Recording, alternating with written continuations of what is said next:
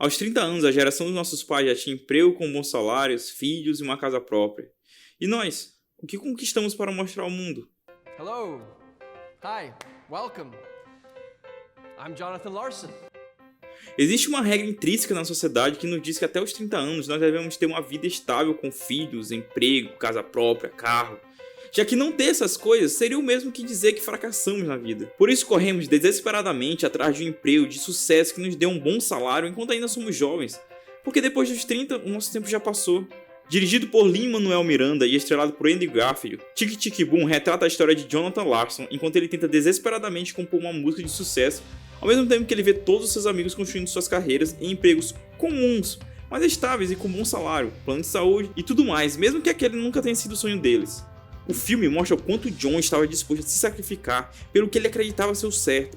E ao passo que ele se aproximava dos 30, ele entrava em um vórtice de medo, ansiedade e desespero, por achar que até aquele momento da vida não havia conquistado nada.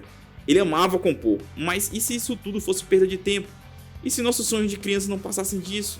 Sonhos. À medida que seu aniversário de 30 anos chegava, John começava a se questionar que talvez todos estivessem certos.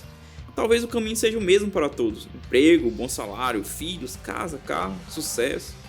Talvez esse seja o único sonho correto, a maior conquista que podemos ter até os 30 anos. Viver do seu sonho requer suor, lágrima, aceitação do fracasso e sacrifícios. Por isso é tão difícil, nem todos estão dispostos a passar pelo mesmo. Nem todos querem perder tempo com o sonho. E o filme traz esse paralelo através dos amigos do John, que por mais que o apoiassem, não conseguiam entender as loucuras que John fazia para ir atrás do seu sonho.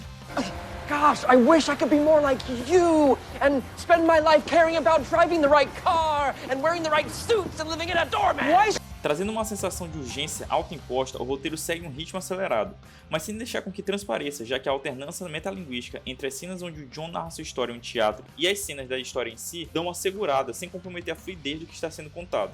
Essa corrida contra o tempo não é mostrada apenas no foco principal da história, mas também nos dramas dos amigos de John, todos com prazos apertados, sem que o protagonista tivesse controle e sem saber qual decisão tomar. O que é mais importante, um amigo que está na cama de hospital ou se dedicar a uma grande oportunidade que pode ser capaz de mudar a sua vida? Mesmo que em diversos momentos o filme demonstre a capacidade criativa de John e a sua habilidade inquestionável de compor, os questionamentos da sua vida, a dificuldade de relacionar sua vida pessoal com a criação de sua música para o seu workshop, mais os problemas enfrentados pelos seus amigos, principalmente o drama vivido pelo personagem de Robin de Jesus, que no filme é o melhor amigo de John, tudo isso o abala, criando um bloqueio criativo, fazendo com que sua maior habilidade se torne uma tortura.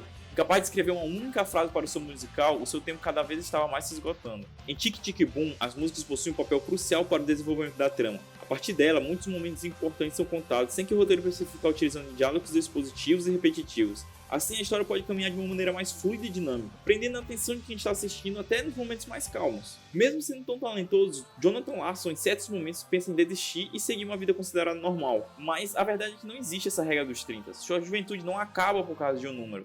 E o seu sucesso ele não vai acontecer só porque você quer. Nós não estamos desperdiçando nosso tempo só porque estamos correndo atrás de um sonho que não é exatamente aquilo que nossos pais ou a sociedade esperavam. Mas viver do que ama é para poucos. O que você está fazendo pelo seu sonho? O quanto você está disposto a sacrificar por isso? Pessoas preguiçosas fazem o mínimo de esforço e acham que deveriam ser recompensadas por isso.